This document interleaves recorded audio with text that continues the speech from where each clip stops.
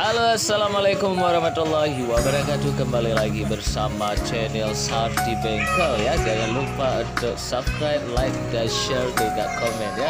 Jadi di malam ini kita sedang memantau perkembangan hari megang atau hari penggahan di Kecamatan Panga ya. Kita bisa mengamati dari jarak dekat dan jauh. Terlihat banyak daging. Ini ada paha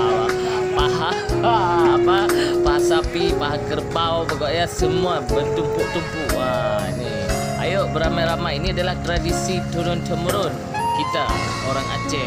Mereka padahal ini walaupun terlihat keramaian ya hampir di setiap sudut kedai pangan, namun tetap menjaga jarak ya, social distancing ya, demi mencegah penyebaran virus corona.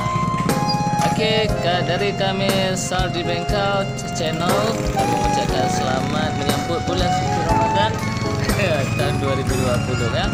Makan banyak-banyak karena hari esok sudah tidak ada lagi daging. Cuci tangan. Cuci tangan.